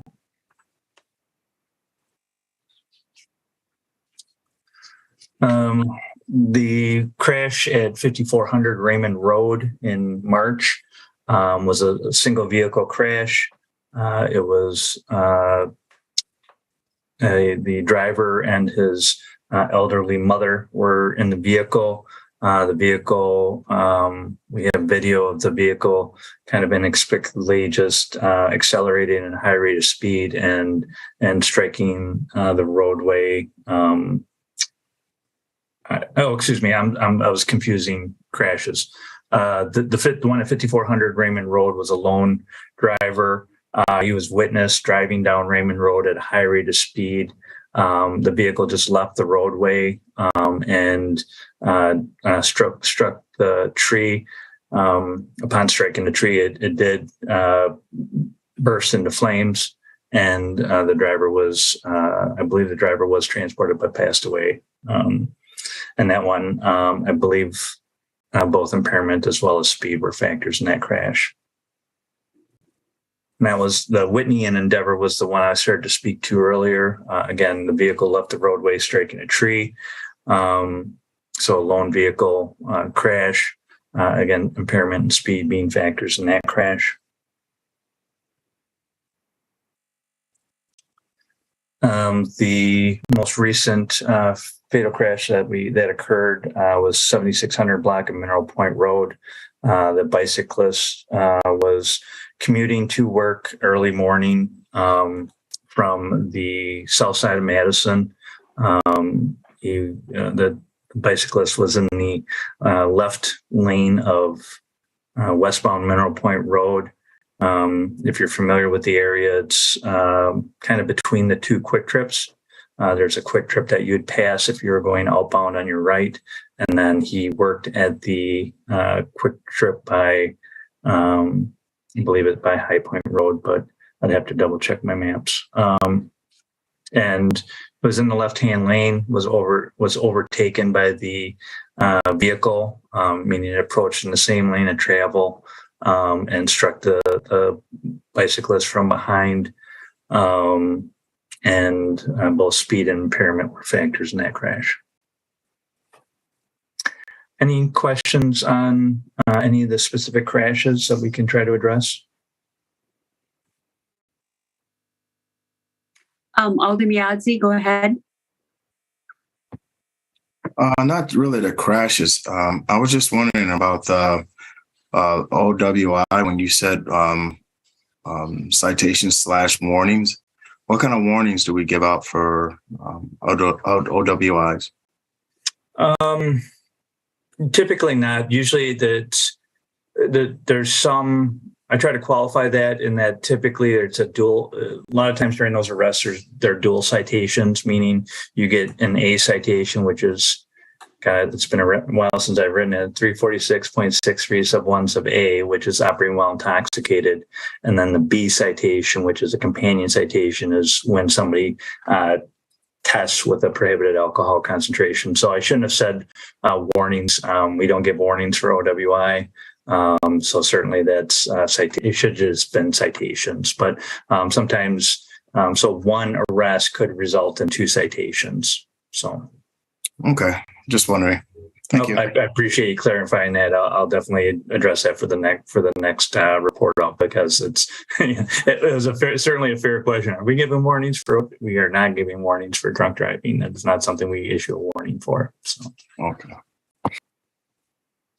Thanks, Alder Harrington McKinney. Go ahead. Just a follow-up question. You use the term impairment, and what's the other term that was used several times? Let me go back to my notes. Impairment and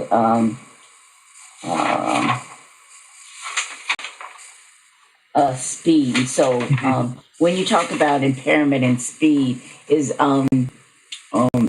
would you define impairment and then give a range of what that speed looked like in those areas? Sure, and certainly some of these are to be prosecuted, so they're open cases until we just an estimate, just a general estimate. Sure.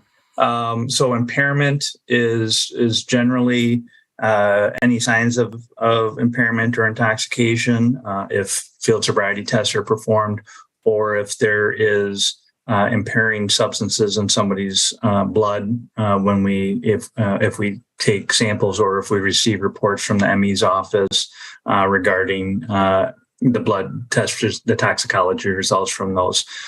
So certainly those are factors that we look at, as well as the dynamics of the crash. It's not, we don't try to just because somebody crashed doesn't mean, well, they must have been impaired because they crashed. It's usually leaving the roadway, traveling at a high rate of speed, time of night, statements, or being able to retrace somebody's steps earlier in the evening, those types of things in the investigation, combined with any toxicology reports or field sobriety tests and immediate testing that we're able to do of any of the drivers. Speeds, it's really based on a number of factors in terms of how we determine speed. Speed is typically, we would categorize it as speed being a causative factor. Certainly with motor vehicle versus motor vehicle crashes, you typically see speeds being a factor when they're at higher rates of speed, meaning that it takes more speed to typically result in fatal injuries when somebody is protected or shrouded around by a vehicle. For pedestrian or bicycle crashes, typically speed comes into play, or we attribute something to speed when their speed was indicative of either being in excess of the posted speed limit, but certainly that it directly impacted their ability to react, to avoid, or otherwise, that would allow them to mitigate the impacts of that crash. So it doesn't necessarily mean necessarily that they were going 100 miles per hour, but in a pedestrian crash, if somebody is going 15 miles per hour over the speed limit, or 20 miles per hour over the speed limit, we're able to do some calculations, even if that's might be only going 40 or 45 miles per hour. We're able to go back and say, given how far that vehicle would have traveled, if they had been traveling the posted speed limit, that vehicle traveled another 130 feet or whatever the case may be, that would have caused them to be stopped prior to the impact with the pedestrian or bicyclist. So certainly then we attribute speed as a causative or factor of the crash. They're pretty broad categories that we're provided with in terms of kind of how the state identifies causative factors. They're pretty broad categories, so I appreciate you asking the clarification, because that speed can mean something to me, but it might mean something completely different to other observers or people reviewing the report. Did my screen sharing kick off? Yes, it went away. Okay, I'm not sure. Did you have any other comments, Alder, or did that answer your question? Okay, good. Yeah, looks like it. You're not sharing any more, Tony. Okay. Not sure why it's not offering me my PowerPoint. That might. Okay. Joe, can you? There we go. Okay. We're back. So this, moving on, or still in the serious and fatal crashes by quarter, shows kind of stretched out over time how we trend. Certainly not wanting to say we're comfortable with where things are at, as it's consistent with patterns that we've seen over time, as we've certainly all bought the idea of that one fatality is too many in the city.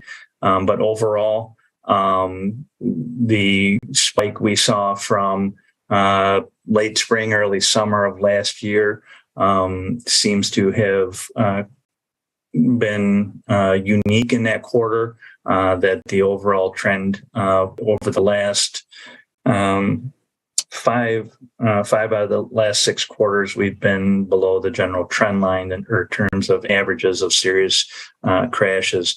We certainly want to keep working in that area, but the overall trend is fairly consistent over time. Is that showing up at blank for you all as well? Yes, it is blank. Yep. Not sure why that's happening. I'm going to stop sharing again and see what's malfunctioning with my PowerPoint.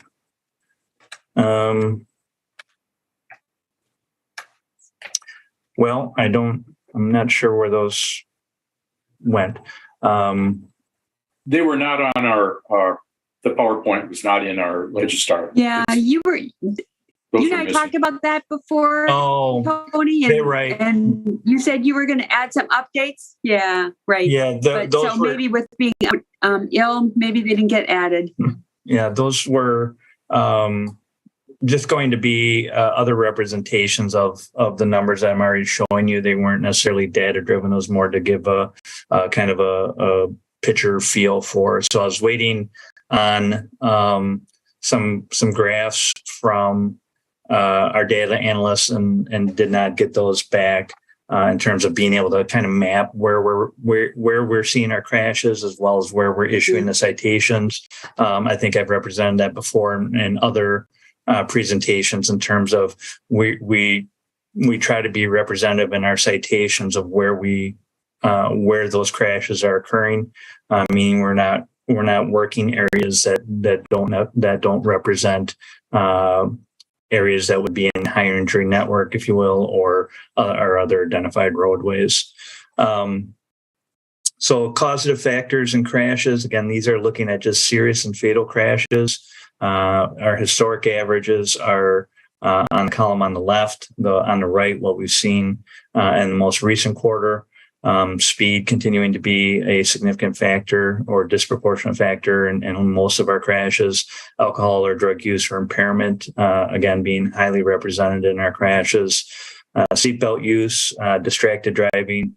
Again, distracted driving is one of those identifiers that the state uses. It's not a great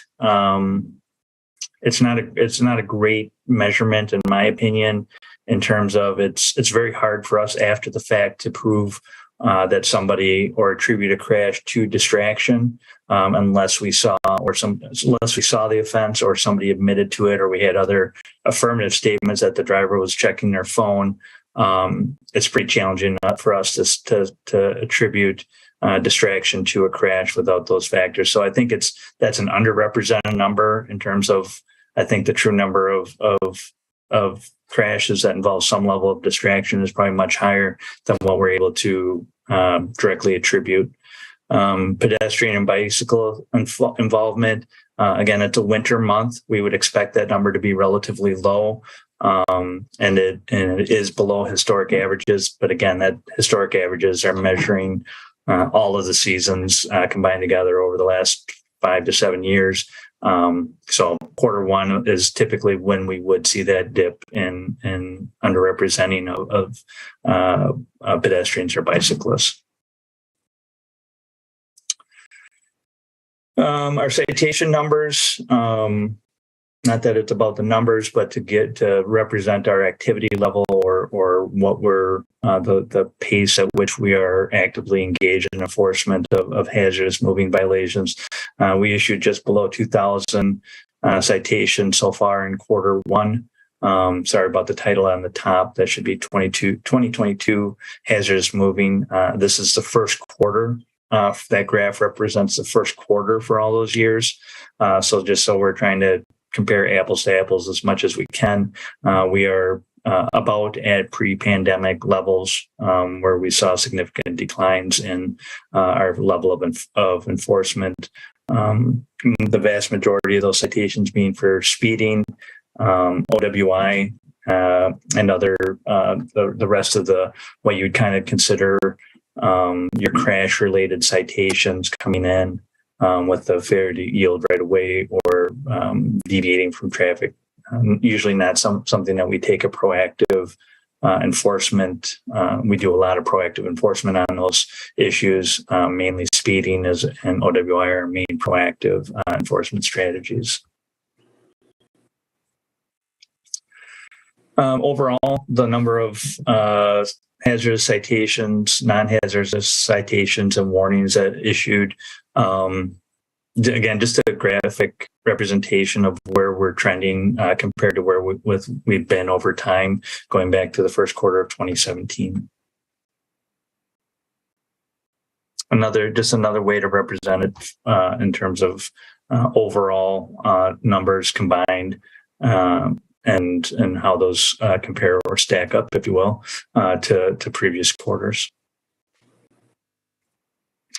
Looking at non-hazardous citations compared to the number of hazardous citations we issue, we have identified it as a goal to be issuing primarily hazardous citations and to be issuing more warnings for non-hazardous citations.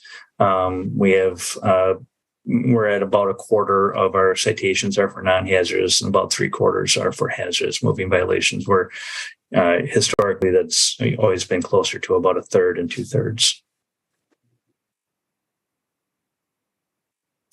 Again, this map was intended to be, or this blank page was intended to be a map just showing where we received the complaints citywide. I did see the map. I think we were able to produce one for the Chief's quarterly report. It is consistent with what we've seen before in terms of our complaint areas are generally spread throughout the city. No rules. The Isthmus and East Washington Avenue continues to trend high in our complaint areas. But certainly we receive complaints throughout the city in all types of roadways. Maybe we can see the maps when you do the second quarter, Tony. Yes, absolutely. And I'll combine quarter one and quarter two maps so we can kind of see that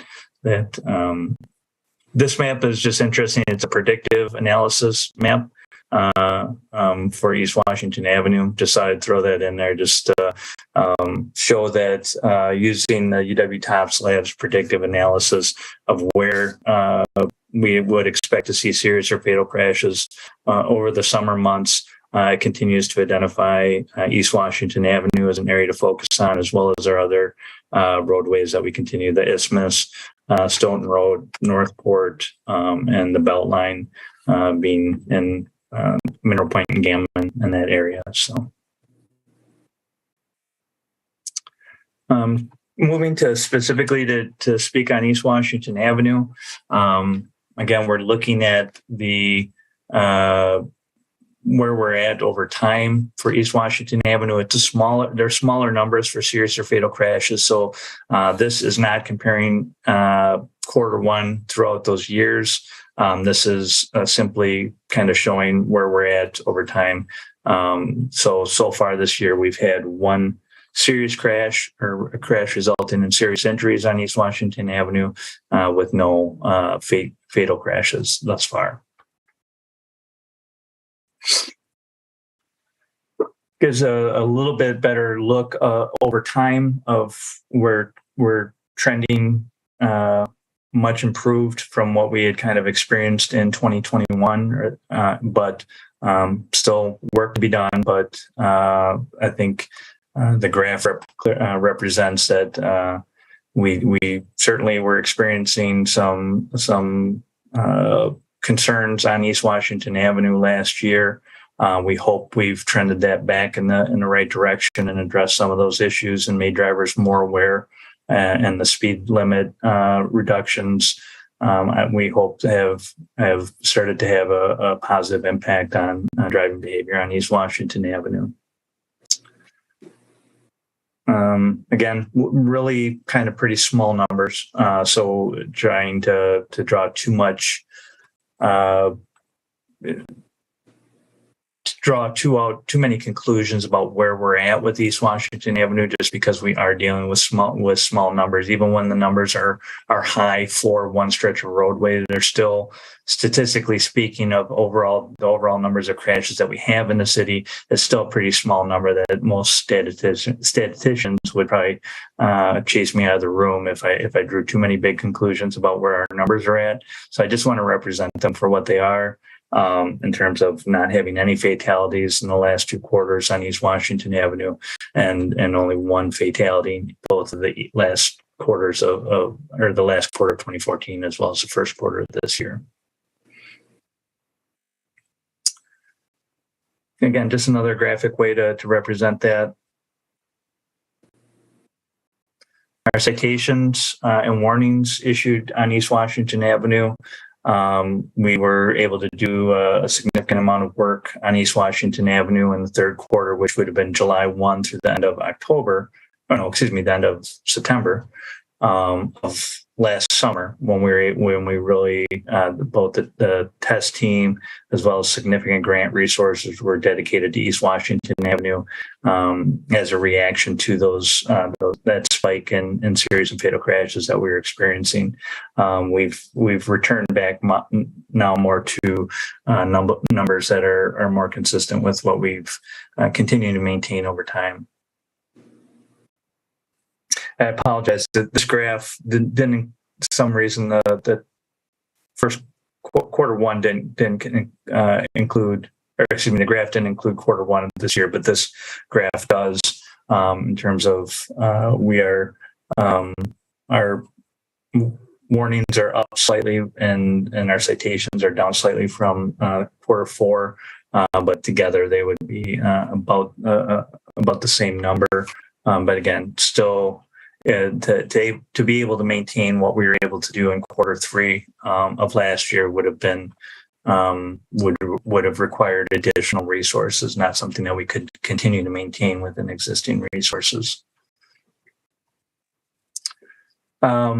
East Washington Avenue, we issue about 1/3 of all of our enforcement, our citations and warnings on East Washington Avenue. So it does receive a considerable share of enforcement efforts as compared to the rest of the city. For our 3 identified roadways in our strategic plan, receives about 50% of all of our enforcement efforts are on those strategic plan roadways. East Washington Avenue receiving about 33%. The Beltline about 13%, and Mineral Point Road about 3%. But that's up where historically it's hovered right around 1% or less. And that's what I have today. Again, I'd be happy to answer any questions. I apologize for the not having a complete presentation, missing some of those graphs I wish I would have been able to include, but we will get those for next time. Yeah, no problem. We do have, Yang has some additional information. Does anybody have any questions for Tony right now before Yang does his update?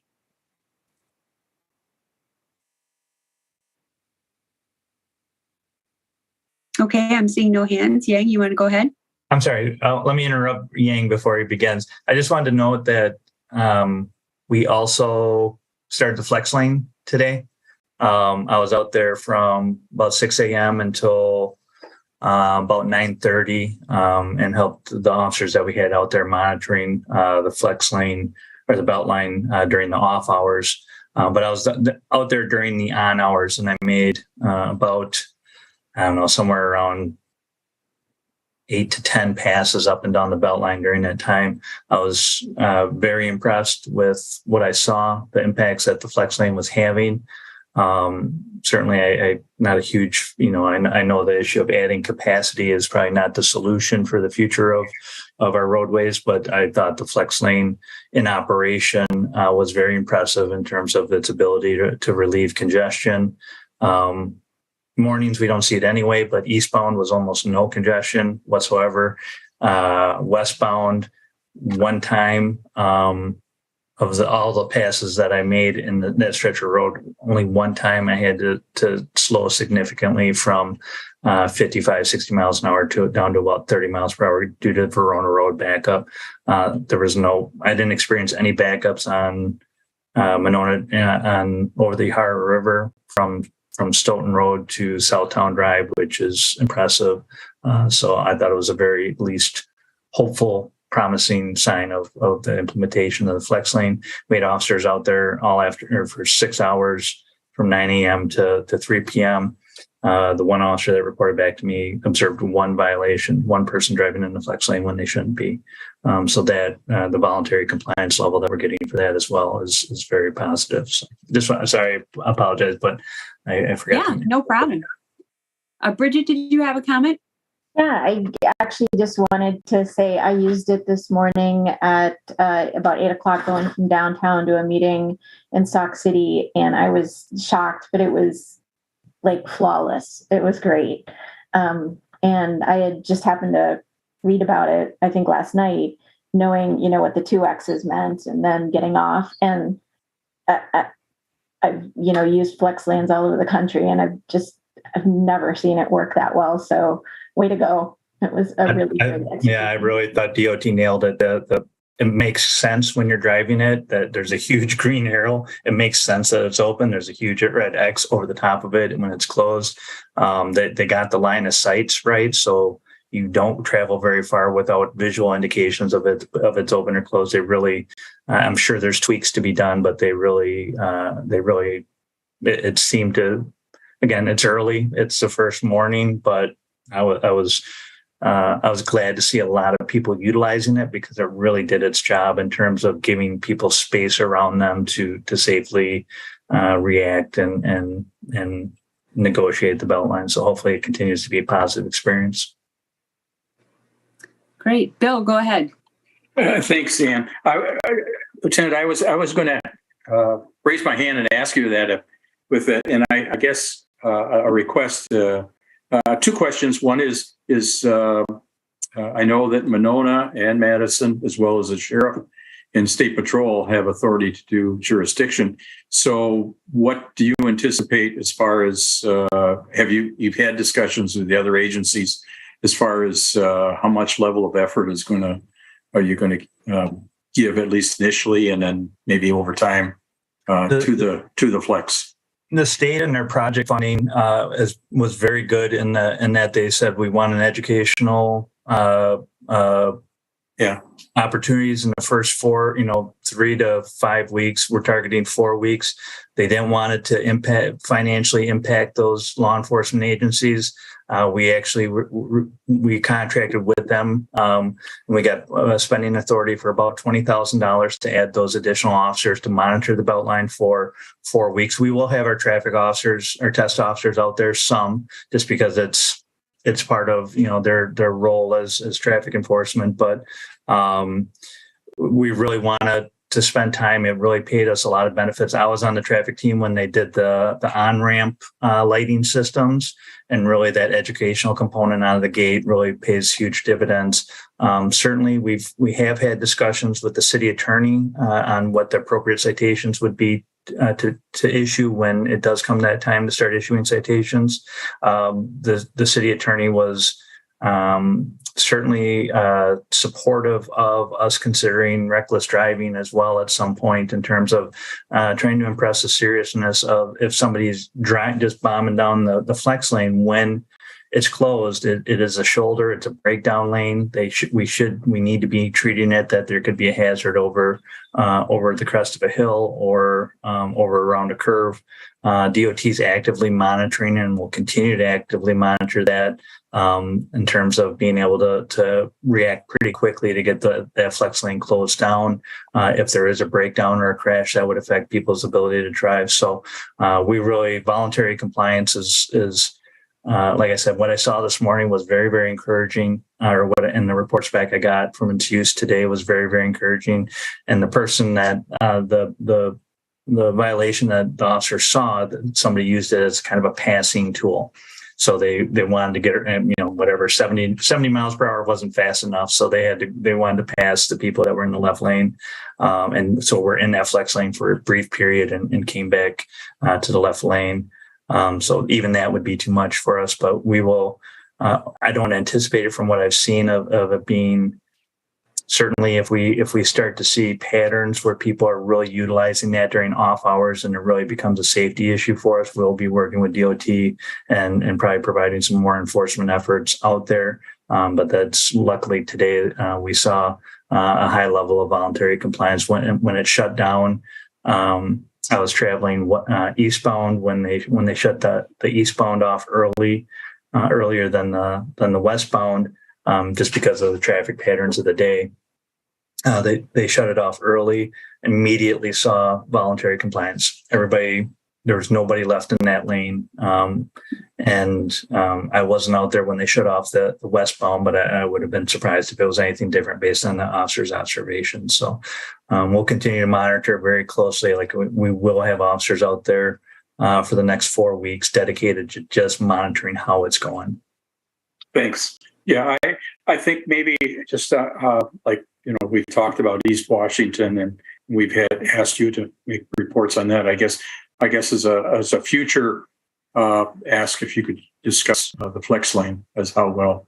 Absolutely. I know because there's going to be 4 agencies that be giving tickets and monitoring it. So whether we just get reports on how many citations and warnings that the city gives versus the other agencies, but I don't know if you will get if the state is going to give a summary to all the agencies and what all the agencies are finding. I certainly future time that would be good to get a report. I certainly will. We're collecting that data in terms of the number of stops and number of violations officers are seeing when they're out there dedicated to it. So we'll certainly keep that on the radar and try to report out kind of what the experience was once they started going live with it. Yeah, we know that the flex isn't going to make the high speeding go away, and that's the high speed has been a ongoing problem, and so it makes sense to have tests out there as part of their coverage with the grants too. So yeah. But now they've got more things they can look at besides just high speed. They can also look violations of the flex. Yeah. Thanks. Okay, other comments or questions? Okay, we will need before we get to Yang, why don't we just go ahead and have a motion to accept the quarterly traffic safety report, and then we'll move on to Yang's section. Bill? I'll make a motion of approval of the acceptance of the report. And Alderman Yazzie, is that a second? Yes, sure. Okay. Motion and a second have been made to accept the quarterly traffic safety report. Is there any discussion? Okay, we'll assume unanimous consent vote unless anybody wishes to vote no, abstain, or have a roll call vote. If so, please raise your hand. Okay, the motion is carried. Yang, if you want to provide the update for us, that would be great.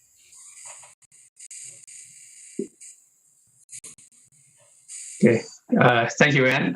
So hopefully you can see my screen. We can, yes. Okay, wonderful. Okay, great. So I should be pretty quick on my part.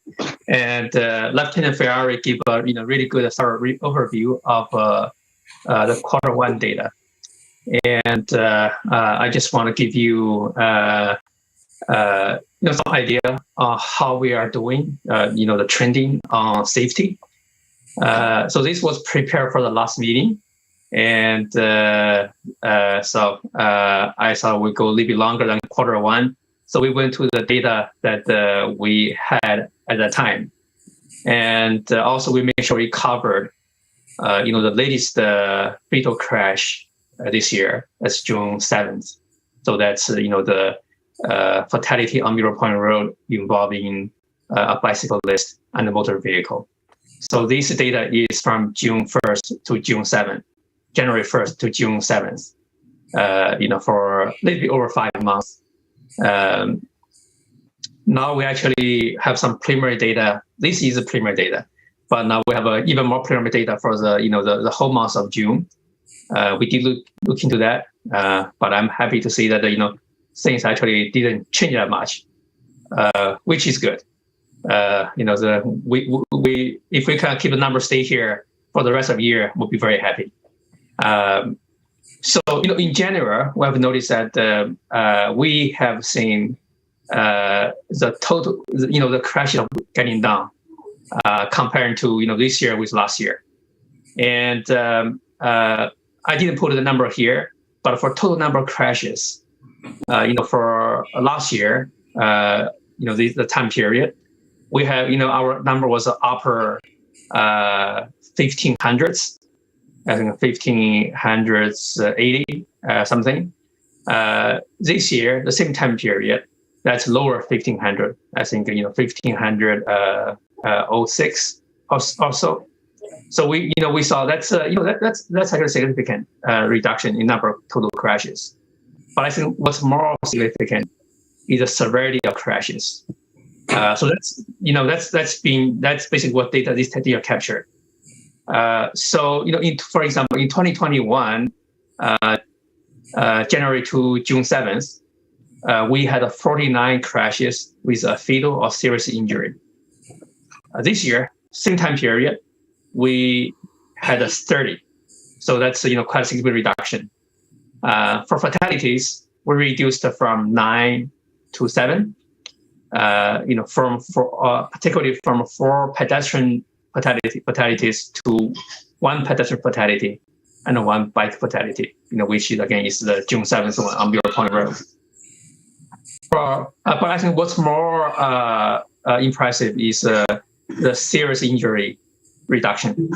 So we saw, we reduced it by over 50%. So last year we had 70. This year, same time period, we had 34. Actually, so, this is by no means will predict the picture for the whole year, but we feel like it gave us some idea, and we definitely hope that the positive trend will continue. So that's my quick report, kind of on the comparison between 2022 and 2021. I'm happy to take any questions if you have any. Thank you. Thanks, Yang. Comments or questions for Yang? Alder Madzi, go ahead. Not really questions, but I just commend you and your staff for a great job. You guys implemented a lot of things in order to get this trend and get this things down together with working with MPD. So I really appreciate all the work that you and your staff has done. Thank you. Yeah. Thank you, Alder. Yeah, thank you, Alder Miyazi. Yeah, we really appreciate working with this commission as well on safety, and everyone is taking this very seriously, and also appreciate the support from all the elected officials as well, the council, the mayor, and the community. Really, I think this is this is very encouraging. I feel like we're doing a lot of good work, and looks like it may have an effect, a positive one.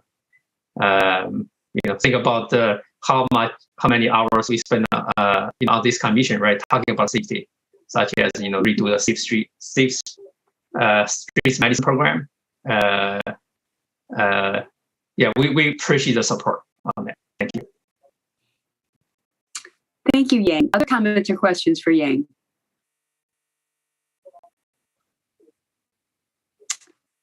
Okay, I'm seeing no hands. So thank you so much, and we'll look forward to hearing another report from you from the next quarter. So next on, on the agenda, we have our crossover report from the Transportation Policy and Planning Board. And while we didn't have a TPPB meeting since our last TC meeting, there is one scheduled for Monday. I haven't seen an agenda for that, but I didn't know, Chris or Alder Harrington McKinney, if you had any comments about the upcoming meeting. Otherwise, we'll just check it out and wait for the agenda. I haven't heard or seen anything yet. Okay. All right. Alder, did you have any comments? No? Yeah. Same here. Same comment. Okay. We'll just watch for the agenda and catch up next Monday. Thank you. In terms of announcements from the chair, I actually don't have any this meeting, unless anybody has any other announcements. Okay. The potential agenda items for the next meeting, item number 11, are saved out there in Legistar. Did anybody have any other? We've added the various items that we had a number of them from the last meeting. So those are added in to track. Anybody have any other items for future meetings that are not reflected or in our work plan? Alder Miadzi? Yes, well, we're going to ask Greg Jones, the NAACP, to chime in on what he talk about the aspect of equity when it pertains to what he's seen and what he spoke about at the TPB meeting. We don't have that specifically tracked as an item, but we can certainly, when I'm looking at the next steps and when we're looking at how do we incorporate racial equity and social justice in our work, we could certainly, next time we have that on the agenda, coordinate with him and have him come and speak to TC and be part of our meeting if people think that that would be an excellent way for us to get other points of view and help us to do that. Would that make sense? Yes, Chair. Okay. I'll add that to my list. Alder Harrington McKinney, go ahead. I have a general question. When items come before the council that involves transportation, systematically, how do we ensure that if it rests with this body, that it comes before this body? And I'm not very clear about some items that are introduced or come before the council, and they do not show up on or be referred to this body. So is there a process so that I have better clarity on how we should be handling those things? Does my question make sense? So I'm going to defer to staff somewhat, because my understanding is that the path would be set initially when staff introduces things and brings them to the council. But then there's also the opportunity, I understand, Alder, when it comes to the council, for you as alders to ask that those items be referred to the Transportation Commission if you believe that it should come to us and it is not reflected. So Justin or Tom, do you want to comment on that? I'd really like for Tom or Justin to respond, and so if they are recognizing that something should be coming to our board, does it come for us, or should it come, or can it come from Justin or Tom, or should we just be aware as council members? How do we work in sync to make sure that those items that should have a look-see by this board, this commission, comes to this commission and it's not overlooked, is really my question. Sure. Tom, do you want to go ahead and comment on that? Yeah. So generally an implementation item is typically referred to the Transportation Commission, and a policy item is generally referred to the TPPB. Okay. The commission has a little bit, I'm going to say a little bit more purview over some transit items and parking items. For instance, parking rates. Like for instance, we're about to go into closed session on the parking garage, and that is kind of designated towards Transportation Commission. I'm going to say sometimes there are rare occasions, I'm going to call it about 10%, where we need a very quick approval.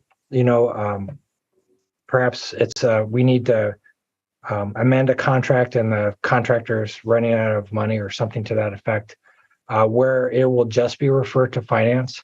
But in most instances, it's going to be implementation items are going to be referred to the TC, and policy items will be referred to the TPB.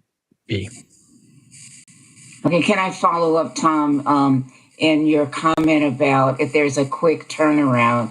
My concern is that according to what items should come before the Transportation Commission, that at least we be notified. I know that what you said, it goes straight to finance, but there should be some kind of mechanism to allow the commissioners to know, rather than it showing up on the agenda at the council, that this has or will happen. So I don't want to be out of order, but I don't want to be pulling things off of the consent agenda when we can have a process in place to avoid that. I don't want to do that. Yeah.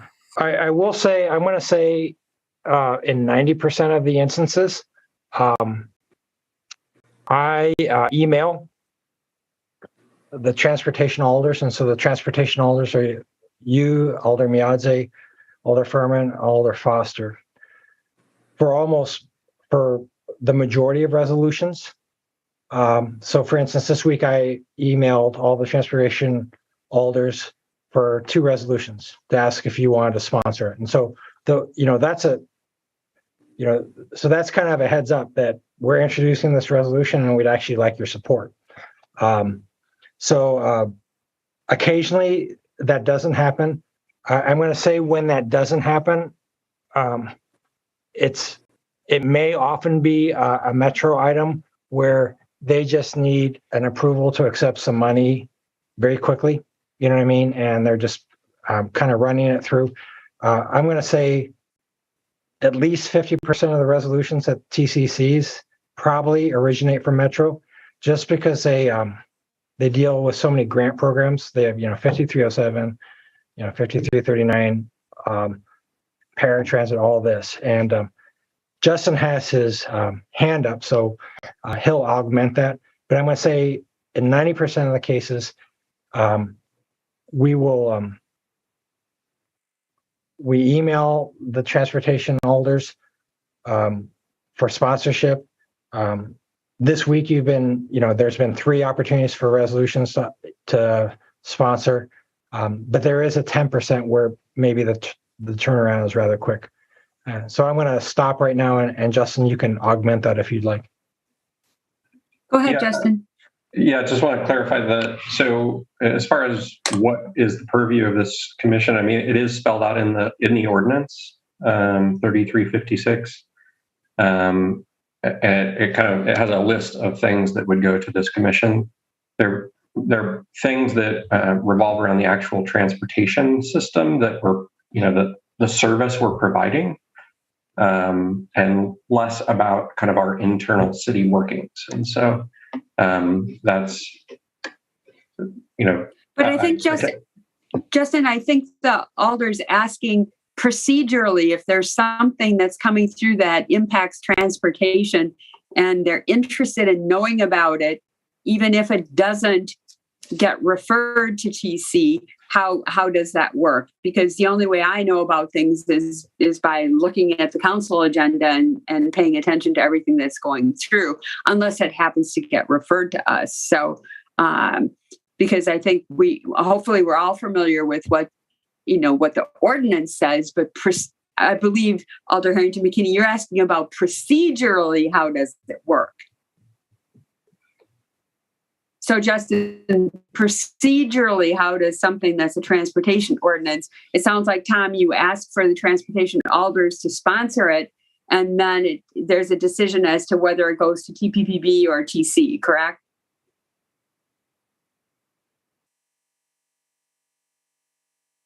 Tom Lynch, is that right?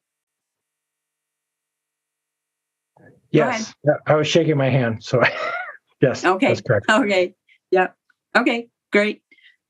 Does that answer your question, Alder? Because I know I have to, I have to follow the Common Council agenda just to make sure that I stay up on everything that's going on, Yeah, that, and I just want to pose, and I think that we'll be paying, and we will be paying better attention, because that referral process now is, I won't call it complex, but it's a new process that we're following. And I just want to make sure I read what the charge of this commission is. I read what the charge of the other commission. So I'm very clear on that. But I just don't, I want to know what that process is, because I don't want to be pulling things off of the consent agenda if we can avoid that, or just have a heads up to, like, this is coming up. And if it's not referred to this the TC commission, it should be, that we should be cognizant and aware of. And so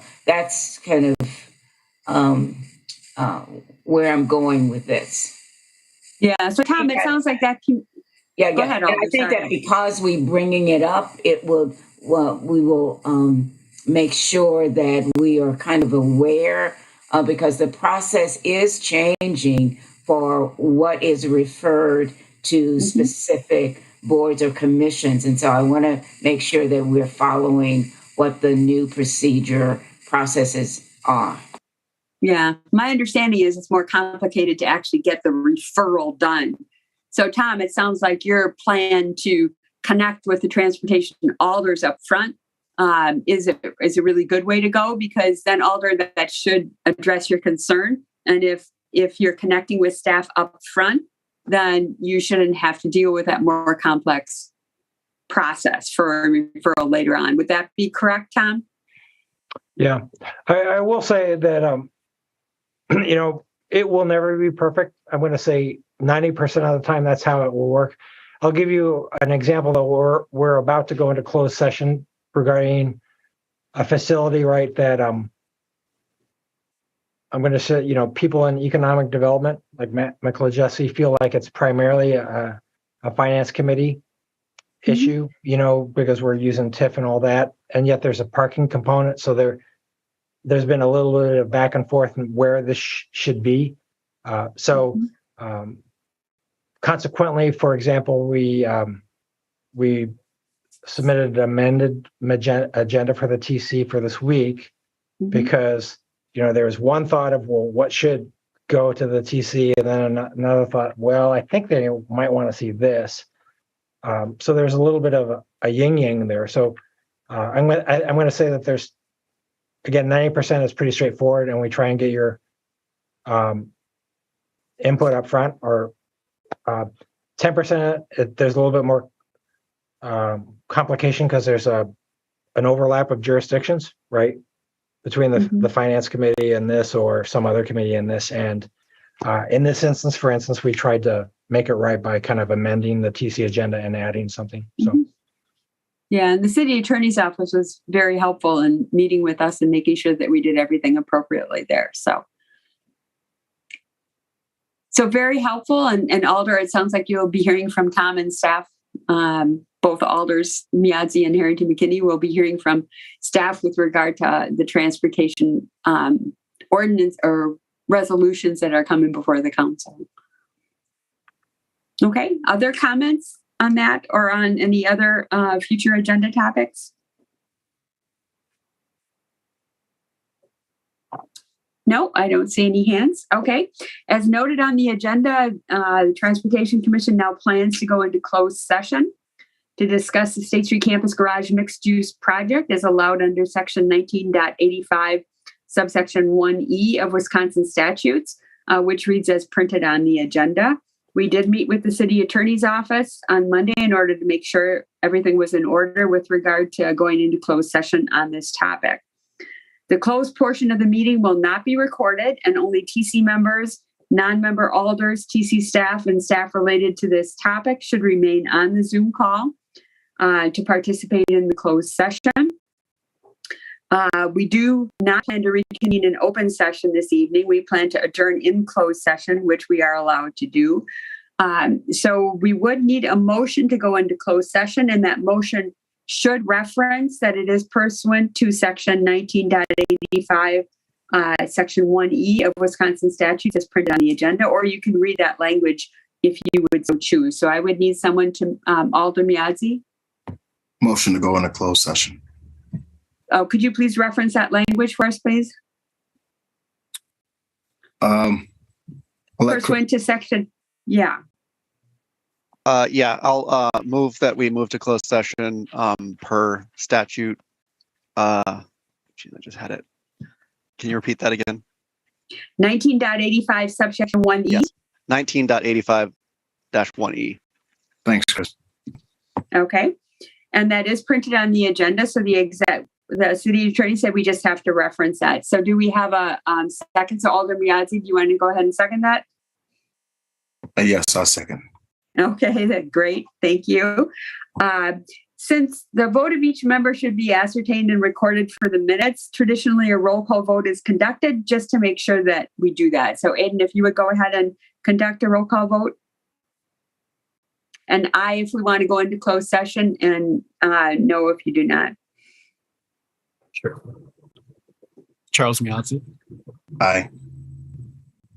Barbara Harrington McKinney.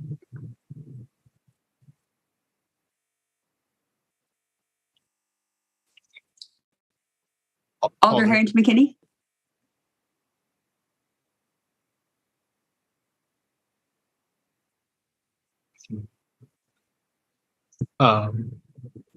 Chris McCahill. Aye. Aye. That was an aye from Alder Harrington McKinney. Did you hear that, Aiden? I did. Yep. Thanks. Robbie Weber.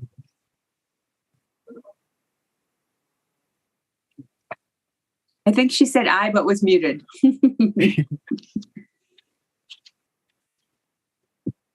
Yeah, you're muted, Robbie. Weird. Usually when you hold the space bar, it unmutes you. Aye. Right. Patricia Bennett. Aye. Bridget Brown. Aye. Bill Bremer. Aye. And do I call you for this? No, I still don't get to vote. That's okay. Well, I would vote aye anyway, but the motion is carried and we'll all show unanimously voting to go into closed session. And Joe, we need to turn off the recording.